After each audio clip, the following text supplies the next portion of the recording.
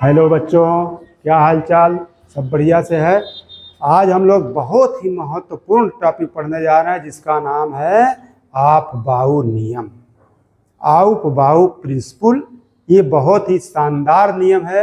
इसी की सहायता से आप इलेक्ट्रॉनिक विन्यास कर सकेंगे और किसी भी तत्व का इलेक्ट्रॉनिक विन्यास करने के लिए उस क्रम की रचना आज की जानी है जिसकी सहायता से आप इलेक्ट्रॉनिक विन्यास आसानी से कर सकते हैं। तो ऑफ-बाउ ये किसी वैज्ञानिक का नाम नहीं है बच्चों। ऑफ-बाउ शब्द का अर्थ होता है क्रमित रचना। मतलब एक क्रमित रचना बनाई जाएगी जिसकी सहायता से आप बहुत आसानी से इलेक्ट्रॉनिक विन्यास कर सकेंगे। उस क्रमित रचना का नाम है, ये लैटिन भाषा का शब्द है ऑफ-बाउ। ठीक है, तो ऑफ-बाउ या ऑफ-बाउ प्रिंसिपल है।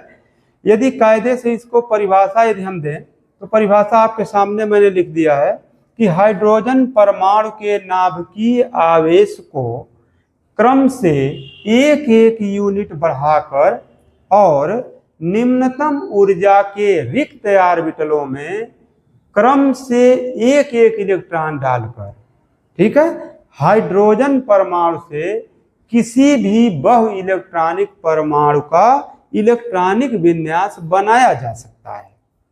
तो ये है इसकी कहानी। परंतु ऑफ-बाउ नियम ये अब 3-4 लाइन मैंने लिख दिया, लेकिन तो अब इसका सामान्य सा और सुंदर सा अर्थ देखिए क्या होगा। एकदम से सिंपल एक लाइन में आप ऑफ-बाउ नियम जान जाएंगे कि जब परमाणु ऑर्बिटलों का भराव होता है, मेरे बच्चों, जब भी परमाणु ऑर्बिटलों का भराव होगा तो इलेक्ट्रॉन जो है वह निम्नतम ऊर्जा के रिक्त ऑर्बिटल में क्रम से प्रवेश करेगा। ठीक, यही महत्वपूर्ण है लाइन।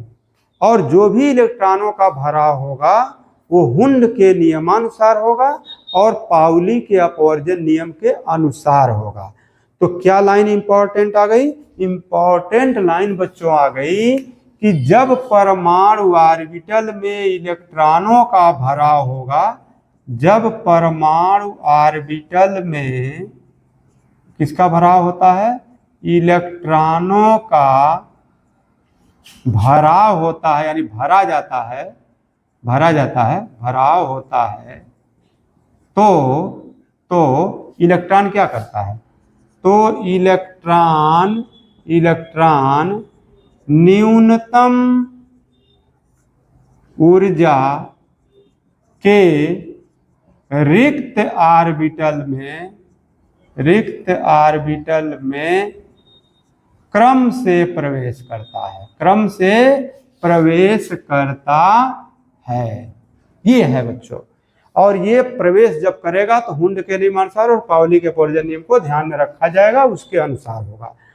तो जब परमाणु ऑर्बिटल में इलेक्ट्रॉनों का भराव होगा तो इलेक्ट्रॉन निम्नतम ऊर्जा के रिक्त ऑर्बिटल में क्रम से प्रवेश करेगा। अब ये निम्नतम ऊर्जा कैसे निकालोगे? ऑर्बिटल की हम निम्नतम ऊर्जा निकालें कैसे जानेंगे? तो यह जादू तो आप अगले वीडियो में सीख पाएंगे। अभी तो हम आपको यहाँ पर, चूंकि ऑफ-बाउ मतलब क्रमित रचना है, तो उस क्रमित रचना के फलस्वरूप ही आप जान जाओगे कि किसकी ऊर्जा कम है, किसकी ज्यादा है। अभी निकालने की जरूरत नहीं पड़ेगी। ठीक है, अभी तो हम लोग खुद ही जान जाएंगे। इसकी क्रमित रचना जो बनाई गई है उसी से जान जाना है कि जिस इलेक्ट्रॉन की ऊर्जा सबसे कम होगी, जिस ऑर्बिटल की ऊर्जा सबसे कम होगी, उसी में इलेक्ट्रॉन पहले प्रवेश करेगा। तो चलिए, तो इसके लिए एक क्रम बनाया गया बच्चों। एक क्रम जो बनाया गया है, अब उसी क्रम को हम लोग बनाएंगे और उसी की सहायता से, देखिए, इलेक्ट्रॉनिक विन्यास तो तुम फटाक से कर लोगे। इलेक्ट्रॉनिक विन्यास तो तुम लोग अभी 2 मिनट के अंदर पूरा जितना है सभी तत्वों का इलेक्ट्रॉनिक विन्यास कर डालोगे। ठीक है, तो चेक करते हैं कैसे करना है। ठीक है, तो इसके लिए एक क्रमित रचना बनाई गई। उस रचना के फलस्वरूप ज्ञात हो जाएगा जिसकी ऊर्जा कम होगी ऑर्बिटल की, उसे पहले रखा जा रहा है, जिस ऑर्बिटल की ऊर्जा ज्यादा है उसको बाद में रखा। तो पहले वाले में हमने बनाया ऐसे, देख लो बच्चों, ऐसे बन गया 1s। दूसरे में आप क्रमित रचना के फलस्वरूप बना देंगे 2s 2p, या पहले वाले में एक ठे होता है, दूसरे वाले में 2 कोष होता है, जानते हैं। तीसरे वाले में बच्चों बनाएंगे तो 3 3 उपकोष हो जाएगा, तो 3 3 P 3D। चौथे में बनाएंगे तो 4 4 P 4D 4F। अब देखो यह एक क्रम बन रहा है, आराम से ऐसे क्रम बना लोगे। पांचवा में चलो तो 5 5D 5 5P 5D 5F, ऐसे बना सकते हैं। आगे भी बना सकते हैं। फिर 6 6P 6D या 7 7P ऐसे 8 इस प्रकार से आप तमाम बना सकते हैं। ठीक है, तो इसको बनाने के लिए अब यह एक क्रमित रचना हमने ऐसे ही शेयर कर लिया आपसे। अब इसमें एक तीर है जिसको आपको तीर से इसको छेदना है, समझ लीजिए। हाँ, सभी जो ये ऑर्बिटल आपके सामने दिख रहे हैं इनको तीर द्वारा छेद दो। अब तीर तुम लोग बहुत मारे हो, जान रहे हो कि तीर कैसे मारा जाता है। बहुत से शादी ब्याह में लोग तीर मारते हैं, तो देखते हो ना, ऐसे बना करके तिरछा तीर मारता है। ठीक, तो यहाँ भी समझ लो तीर तुमको तिरछा ही थोड़ा मारना है। ये लो तीर मार दिया, फिर इसका ऐसे, फिर इसका ऐसे, फिर इसका ऐसे। देख लो बच्चों, ऐसे तुमको तीर मारना है। ठीक है, ये वाला ऐसे हो गया, फिर ये वाला ऐसे। यहाँ इलेक्ट्रॉन सबसे पहले 1s में जाएगा, फिर यहाँ से ये जाएगा देखो बच्चों 2s में, फिर यहाँ से जाएगा 2p में, फिर 3s में, फिर यहाँ से बच्चों 3p में जाएगा, फिर 4s में जाएगा, और फिर देखो 3d में जाएगा, 4p में जाएगा, 5s में जाएगा, फिर यहाँ से आएगा तो 4d में जाएगा, 5p में जाएगा, 6s में जाएगा, और फिर यहाँ से आएगा तो किस में जाएगा, 4f में, 5d में, 6p में, 7s में। इतना ही पर्याप्त है तुम्हारे लिए, फिलहाल इतना ही पर्याप्त है, लेकिन और भी तुमको चाहिए तो फिर ऐसे कर लेना। तो इस प्रकार से ये इतने ऐसे एक क्रमित रचना बनाई गई। अब इस क्रमित रचना में इलेक्ट्रॉनों को आपको भरिए और देखिए इलेक्ट्रॉनिक विन्यास कितनी आसानी से हम कर सकते हैं बच्चों, ये ध्यान देना है। लेकिन ये कैसे है, ये मात्र उसी तरह से बनाया गया है कि जिस ऑर्बिटल की ऊर्जा कम है उसको पहले तीर ने छेदा है। ठीक है, जिस ऑर्बिटल, ऐसा क्रम बनाया ही गया है, जादुई क्रम है समझो, बड़े परिश्रम के बाद एक बना होगा। और इस क्रम से हमको जो है यह ऊर्जा निकालने की जरूरत नहीं है, ऑलरेडी एक क्रमित रचना बन चुकी है। तो बस हमको ऐसे कभी भी आपको इलेक्ट्रॉनिक विन्यास आए और लगे कि हमको कंफ्यूजन है इलेक्ट्रॉनिक विन्यास करने में, तो पहले ये क्रमित रचना बच्चों ठीक से बना लेना। पहले राउंड में देखो एक ठो बनाओगे 1s, दूसरे राउंड में 2s 2p बनाना है, तीसरे राउंड में 3s 3p 3d बना लेना, चौथे राउंड में 4s, फिर 4p, फिर 4d, फिर 4f बना दिए थे। फिर देखो 5s बनाए थे, 5p 5d यहीं तक बना सकते थे, लेकिन आप 5f तक पहुंच सकते हैं। फिर 6s 6p 6d ऐसे थोड़ा सा कम करते चले गए हैं। आप नहीं भी कम करते तो छूट जाते, तीर मारने के चक्कर में वो सब छूट जाते। अब इसकी रचना को एक जगह लिख लेते हैं। ठीक है बच्चों, इसको हम लोग लिख लेते हैं, फिर देखो इलेक्ट्रॉनिक विन्यास का जादू। अब देखो सबसे पहले इलेक्ट्रॉन किस में गया है, 1s में, तो 1s लिख लो। फिर किस में गया, 2s में, 2s लिखो। फिर 2p, ठीक है, फिर किस में गया, 3s, 3s लिखो। फिर 3p लिखो, ठीक है, 3p लिख दिया। फिर ऐसे किसको लिखेंगे, फिर आप ऐसे ही इसी क्रम में लिखते जाएंगे। 3p हो गया, इसके बाद देखो 3d लिख दोगे। ठीक है, 3d के बाद देखो बच्चों किस में गया है, 4p में गया, 4p लिखो। 5s में गया, 5s लिखो। फिर देखो 5s के बाद कहाँ गया, 4d में गया, 4d लिखो। फिर 5p लिखो दोगे। फिर कहाँ लिखोगे, 6s लिख दोगे। फिर कहाँ लिखोगे, 4f में लिख दोगे। फिर देखो 5d है तो 5d लिख दोगे। फिर 6p है तो 6p लिख देना है। फिर 7s है तो 7s लिख देना है। और फिर ऐसे जो है आप आगे की ओर लिख सकते हैं। ठीक है, आगे कौन है, आगे फिर 5f 6d ऐसे भी लिख सकते हैं, 5f लिख देंगे, 6d लिख देंगे। इस प्रकार से आपका 7p 8s तक लिख सकते हैं, 7p लिख देंगे, 8 ठीक है। अब देखो बच्चों, अब तुमको इलेक्ट्रॉनिक विन्यास करना है तो कितने आसान तरीके से करोगे। पहले तो ये जान जाओ कि यस में कई इलेक्ट्रॉन होता है। यस उपकोष में 2 इलेक्ट्रॉन, पी उपकोष में 6 इलेक्ट्रॉन और डी उपकोष में 10 इलेक्ट्रॉन और एफ उपकोष में 14 इलेक्ट्रॉन। ये अच्छी तरह जानते हो। तो जब अच्छी तरह जानते हो तो ऊपर लिख लो, और क्या है। तो ऊपर लिख लेते हैं। यहाँ पे इसमें 2 इलेक्ट्रॉन, यहाँ 2, यहाँ 6, यहाँ पे देखो 2 लिख लेना, यहाँ 6, यहाँ 10, यहाँ पे 6, और यस है तो 2, डी है तो 10, पी है तो 6, यस है तो 2, अच्छा एफ आ गया भाई 14, डी है तो 10 और 6 पी आ गया 6, 7 एस पे 2, इसमें एफ आ गया 14, डी आ गया 10, पी आ गया 6, यस आ गया 2। बस ऐसे कर लिया। अब तो तुम्हें इलेक्ट्रॉनिक विन्यास करने से कोई रोक नहीं सकता। एकदम 100% बिल्कुल करेक्ट है। आप इलेक्ट्रॉनिक विन्यास लिख सकते हैं। जैसे बच्चों मान लो इलेक्ट्रॉनिक विन्यास हमें करना है, मान लीजिए हमको 8 का इलेक्ट्रॉनिक विन्यास करना है। 8 कोई संख्या है, परमाणु क्रमांक। इस क्रम को अब हम लोग लिख लेते हैं। देखिए यहाँ पे लिख लेते हैं 1s पहले आया है तो 1s लिख लीजिए। फिर किस में जा रहा है 2s तो 2s लिख लो बच्चों। फिर 2p तो 2p लिख लीजिए। 3s तो 3s लिख लीजिए। 3p लिख लीजिए। फिर 4s तो 4s लिख लीजिए।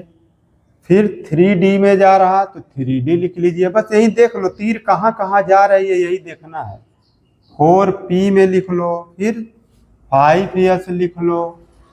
फिर देखो 4d है तो 4d लिख लो। फिर 5p लिख लो। फिर 6s लिख लो। यहाँ देख रहे हो ना 6s। फिर क्या है 4f लिख लेंगे। ठीक है बच्चों, 4f लिख लीजिए। 5d लिख लीजिए।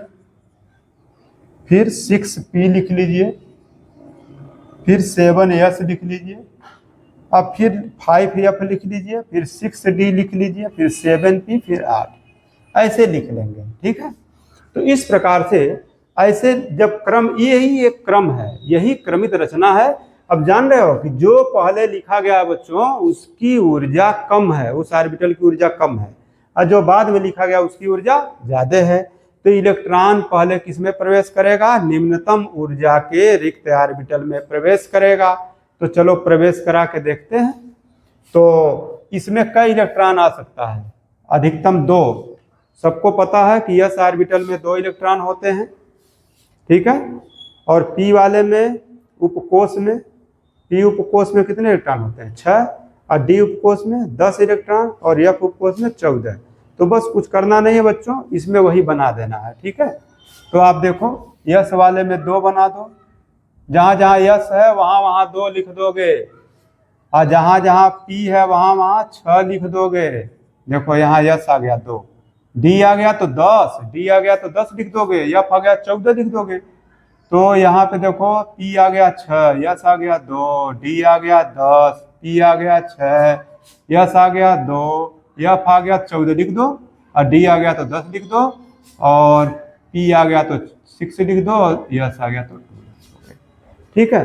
तो इस प्रकार से आप अपना यह एक क्रमित रचना बना लिए। अब देखो इलेक्ट्रॉनिक विन्यास एकदम जादू की तरह कर सकते हो, भर भरा के एकदम से जितना चाहो उतना लिख डालो इलेक्ट्रॉनिक विन्यास तुरंत। अब जैसे मान लो हमको लिखना है इलेक्ट्रॉनिक विन्यास, मान लो 7 का लिखना है। ठीक है बच्चों, 7 का इलेक्ट्रॉनिक विन्यास लिखना है, 7। तो 7 गिन लो, यहाँ कहाँ जा रहा, 2 2 2 4 और 3 7। देखो यही गिन लेना, ये ऊपर है गिनो, 2 2 4 3 7। 3 का मतलब 2p3 हो गया ना। तो 1s2 2s2 2p3 लिख दोगे, बस काम हो गया बच्चों। बस एकदम धड़ाधड़ अब काम शुरू है। मान लो तुमको 11 करना है तो 11। तो देखो जरा गिनो तो 2 2 4 6 10, एक 11 है, यानी कि 3s1 कर दिया जाए तो आपका काम हो जाएगा। 1s2 2s2 2p6 और 3s1 कर दो, तुम्हारा काम हो गया। ठीक है। अब मान लो तुम्हें कोई कह दे 21 का करो भाई, 21 का, तो 21 गिन लो ना, यहाँ कहाँ जा रहा है। देखो 2 2 4 6 10 2 12 और 6 18 और 2 20 और 1 21। 3D1 तक गया। तो बस बहुत आसान है यार, देख लो 1s2 2s2 2p6 3s2 3p6 और 4s2 3d1। काम हो गया तुम्हारा। मान लो कोई कह दे कि भाई चलिए आप करिए 35 का करिए, अब तो चाहे जितने कह दे सबका तुम कर सकते हो। 35 गिन लो ना, ऊपर देखो 35 कहाँ तक जा रहा है। 2 2 4 6 10 2 12 6 18 2 20 10 30 अब 5 35, मतलब 4p5 तक तुमको पहुंचना है। कहाँ तक पहुंचना है? 4p5 तक। तो पहुंच जाओ 4p5 तक। तो 1s2 2s2 2p6 3s2 3p6 4s2 3d10 और 4p5। बस हो गया बच्चों, 35 तक का आपका हो गया टाइम। और कोई कि आप जितना चाहो उतना करो बच्चों, तुम अपने आप जो है तमाम प्रैक्टिस कर सकते हो। जैसे मान लीजिए कोई कह दे कि 45 का करिए, तो 45 का क्या करोगे फिर तुम? तो दिन गिन लो ना, 2 2 4 6 10 2 12 6 18 2 20 10 30 6 36 और 2 38 38 और 7 यदि हो जाए तो 45 हो जाएगा ना। 38 7 45। तो बस 4d7 तक पहुंच गए तुम। तो 1s2 2s2 2p6 3s2 3p6 4s2 3d10 4p6 तक पहुंचे, 5s2 तक पहुंच गए और 4d में कहाँ तक पहुंचना था? 7 ना, 7। 2 2 4 6 10 2 12 6 18 2 20 10 30 6 36 2 38 और 7 45। इस प्रकार से आप 45 का कर लिए। तो ऐसे हम किसी भी परमाणु क्रमांक के इलेक्ट्रॉनिक विन्यास को कर सकते हैं बच्चों। बहुत आसानी से आप इलेक्ट्रॉनिक विन्यास को हल कर सकते हैं। परंतु इलेक्ट्रॉनिक विन्यास में कुछ अपवाद भी होते हैं, जो ये आप बाउ नियम का पालन नहीं करते हैं। इसमें अपवाद है, तो अपवाद को ऐसे ही नहीं, अपवाद उस अपने विशेष गुणों के कारण अपवाद है। इसका मतलब ये नहीं कि वो बेकार है, अपवाद है तो बेकार है, नहीं, अपवाद है उसके अंदर जरूर कोई विशेष गुण है जिसके कारण अपवाद है। तो हम लोग इसके बाद सीखते हैं कि जो अपवाद हैं उनका इलेक्ट्रॉनिक विन्यास हम लोग कैसे करेंगे। जब इलेक्ट्रॉनिक विन्यास बच्चों करने आ जाएगा पूरा अच्छी तरह से, तो आप देख लीजिए जहां इनके खानदान बिछुड़ गए हैं तो उनके खानदान को इकट्ठा भी कर सकते हो। ठीक है, खानदान बिछुड़ गए मतलब समझ रहे हो? नहीं समझ रहे हो? देखो खानदान बिछुड़ गए मतलब ये है कि यहाँ जरा देखना कि 1s2 2s2 3s2 3 तो इसका खानदान बेचारा उधर भाग गया, ठौरा इधर रह गया। लेकिन यहाँ कारण है क्यों वो वहां गया है। कारण समझ गए? कारण इसलिए है कि इसकी ऊर्जा कम है ना भाई, तो इसलिए ये पहले है, इसमें इलेक्ट्रॉन पहले है, इसकी ऊर्जा ज्यादा है इससे, इसलिए इलेक्ट्रॉन जब इसमें भर गया तब वहां गया है। लेकिन यदि आप चाहें तो इसे क्रम में लिख सकते हैं, परंतु कभी भी याद रखना कि इलेक्ट्रॉन जो है पहले किसमें 4s में कंप्लीट हो जाएगा, तब 3d में कंप्लीट होगा। जैसे यहाँ पे देखो इसका खानदान कुल उल्टा पलटा हो गया है, देख लो 3s 3p4 बिचवा में आ गया, 3 आ गया 4 आ गया। तो आप चाहें तो इसके खानदान को इकट्ठा कर सकते हैं। ये तो मात्र इसलिए है क्योंकि जिसकी ऊर्जा ज्यादा है उसमें बाद में इलेक्ट्रॉन भरा है, जिसकी ऊर्जा कम है उसमें पहले। फिलहाल क्रम आप चाहें तो ऐसे भी लिख सकते हैं 1s2 2s2 2p6 3s2 3p6 3d हो जाएगा। लेकिन तुमको याद रहना चाहिए पहले 4s2 कंप्लीट होगा तब 3d कंप्लीट होगा। ठीक है बच्चों, यदि तुम्हें इतनी जानकारी हो जाएगी तब तुम बड़े आराम से जो है इनको इकट्ठा भी करके लिख सकते हो और कर सकते हो। जब तक तुम्हें ये न ज्ञान हो पाए पूरा, तब तक तुम जो ये क्रम बनाया गया है इसी क्रम के अनुसार इलेक्ट्रॉनिक विन्यास करना। लेकिन जब कई ठो करोगे, 100-150 इलेक्ट्रॉनिक विन्यास करोगे बार, जब करोगे तो ऐसे ही जो है तुमको पता चल जाएगा कि हमें कौन भर रहा है, उसे कैसे रखना पड़े। जैसे मान लीजिए 45 है, आप खानदान को चाहे तो इकट्ठा कर दीजिए भाई, इकट्ठा कर दीजिएगा तो 1s2 2s2 2p6। अब भाई इसको भी अच्छा लगेगा, पूरा परिवार एक साथ रहे, 3s2 3p6 किसको अच्छा नहीं लगेगा? पूरा परिवार एक साथ हिल मिल के रहे। तो 3s2 3p6 3d10। लेकिन याद रहे 3d10 को तभी इलेक्ट्रॉन भरा है जब पहले कौन कंप्लीट हुआ है, 4s2। अब 4 का भी खानदान इकट्ठा कर दो भैया, 4s2 4p6 4d7, ये भी सब मस्त पूरे परिवार इकट्ठा हो गए, और 5s2। ये ऐसा हम लिख सकते हैं, लेकिन ये याद रहे कि जो ये क्रम बनाया गया है उसी के अनुसार पहले करके जब आपको आ जाए तब आप इस प्रकार से क्रम से लिख सकते हैं। ठीक है, अब चलो हम देखते हैं कि इलेक्ट्रॉनिक विन्यास के अपवाद कौन कौन हैं, इनका हम लोग करते हैं। हाँ तो बच्चों, जो भी तत्व जो है आपबाऊ नियम का पालन नहीं करते हैं या फिर इलेक्ट्रॉनिक विन्यास के इस नियम का पालन नहीं करते हैं, वो इलेक्ट्रॉनिक विन्यास के अपवाद कहे जाते हैं। बहुत सारे अपवादों की श्रेणी है यहाँ पर, जिसमें से कुछ तत्वों को हम आपको अपवाद बता रहे हैं और क्यों अपवाद हैं, उनका क्या विशेष गुण है, इसको भी हम सीखते हैं। ठीक है, तो इलेक्ट्रॉनिक विन्यास के अपवाद में जो पहला तत्व यहाँ आपके सामने आएगा जिसका परमाणु क्रमांक है 24। ठीक है, तो सबसे पहले जो है ये Cr आ जाएगा, Cr24। अब देखो मंद मंद मुस्कुरा रहा है कि Cr, अरे वो खेतवा वाला Cr नहीं है जी, Cr माने क्रोमियम है। ये मत समझो कि खेतवा वाला Cr है, सबसे पहले Cr आ गया है, ये क्रोमियम है, क्रोमियम 24 है। अब इसका इलेक्ट्रॉनिक विन्यास बच्चों यदि नियम के अनुसार करोगे जरा चेक करना तो क्या होगा, बहुत इंपॉर्टेंट चीज होने जा रही है, देख लो चेक करते हैं। तो 2 2 4 6 10 2 12 6 18 2 20 और 4 24 हुआ, यानी 3d4, 1s2 2s2 2p6 3s2 3p6 3d।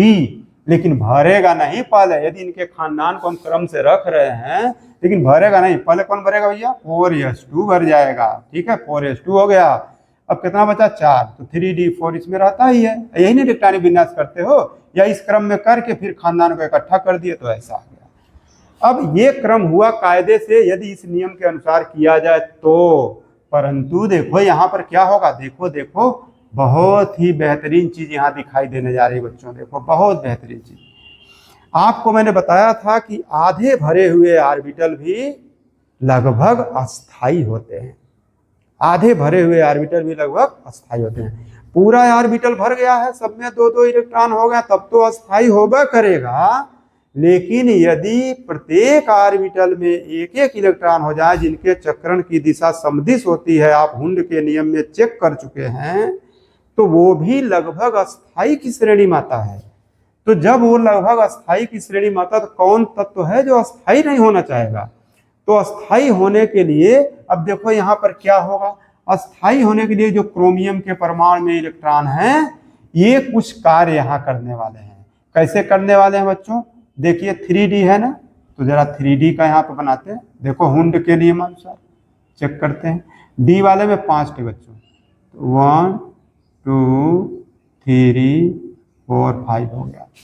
Yes वाले में, इसमें ये 3d4 है बच्चों, और ये 4s2 है आपका, ये 3d4 है और ये क्या है 4s2। 3d4 में देखना 1 2 3 4 हो गया, और इसमें देखो 2 है। ठीक, तो जब आधे भरे हुए ऑर्बिटल भी लगभग अस्थाई होते हैं, स्टेबल होते हैं, तो होगा क्या कि इस यस वाले में से एक इलेक्ट्रॉन छटक के इसमें आ जाएगा बच्चों, एक इलेक्ट्रॉन। और जैसे ही एक इलेक्ट्रॉन आएगा तो हुंड के नियमानुसार उनकी दिशा क्या होती है, समदिश होती है, तो ये अपने आप पे आएगा, इसे उलट जाएगा ऐसे। ठीक है बच्चों, यहाँ से आया, आते आते उलट गया, समझे, आते आते बेचारा उलट जा रहा है। देखो ये व्यवस्था हो गई, यानी कि उसमें से एक इलेक्ट्रॉन इसमें आया तो इसमें फायदा हुआ कि नुकसान हुआ? इसमें बच्चों नुकसान नहीं हुआ, क्योंकि अब देखो पहले ये अस्थाई नहीं था, लेकिन अब इसके प्रत्येक ऑर्बिटल में एक एक इलेक्ट्रॉन हो गए हैं, मतलब ये लगभग अस्थाई की श्रेणी में पहुंच चुका है। इसीलिए इसका ये वाला इलेक्ट्रॉनिक विन्यास रॉन्ग है बच्चों, ये सही नहीं है। तो कभी भी परीक्षा में बच्चों पूछा जाए तो इलेक्ट्रॉनिक विन्यास आप ये वाला बनाओगे, तो सही इलेक्ट्रॉनिक विन्यास क्या हो गया, सही इलेक्ट्रॉनिक विन्यास हो गया 1s2 2s2 2p6 3s2 3p6 3d5 4s1। ठीक है बच्चों, ये सही इलेक्ट्रॉन विन्यास है। और इस प्रकार से आप सही वाला इलेक्ट्रॉनिक विन्यास बनाएंगे। ठीक है, समझ में आ गया क्यों अपवाद है? तो इस प्रकार से ये प्रदर्शन करता है, अस्थायी होने के लिए ऐसा कार्य कर लेता है। चलो दूसरा चेक करते हैं कोई, जैसे हम चेक करते हैं कॉपर 29 है बच्चों, इसको चेक कर लेते हैं। तो कॉपर 29 का देखिए चेक करते हैं। यहाँ पे 29 कहाँ जाएगा? 2 2 4 6 10 2 12 6 18 2 20 8 10 30 हो गया। हमको 90 चाहिए, तो 3D9 1s2 2s2 2p6 3s2 3p6। यदि हम क्रम से रखते हैं तो 3D रखेंगे जरूर, लेकिन भरेंगे नहीं। पहले कौन भरेगा बच्चों? 4s2। अब 3D में कितने हो गए? 10 हो गए। ये इसका सही वाला इलेक्ट्रॉनिक विन्यास हुआ। 3D9 हुआ, सॉरी 3D9 हुआ ना, क्योंकि 2 2 4 6 10 2 12 6 18 2 20 9 29। तो ये है। लेकिन फिर यहाँ कहानी देखो बच्चों, कहानी यहाँ क्या हो जाएगी? 3D की जरा चेक करते हैं। ये 3D की कहानी है। 1 2 3 4 5 हो गया, ये हो गया। अब 9 इलेक्ट्रॉन इसमें बनाओ। 1 2 3 4 5 6 7 8 9। एक ठो बाकी है। यहाँ पे देखो यस के पास ऑलरेडी 2 है। ठीक है, तो जैसे ही 2 है तो ये क्या करेगा? यदि इसका एक निकल भी जाए तब भी ये लगभग अस्थायी तो रहता करेगा, यानी एक निकलने में कोई नुकसान नहीं है। फायदा जबरदस्त है। फायदा जबरदस्त क्या है?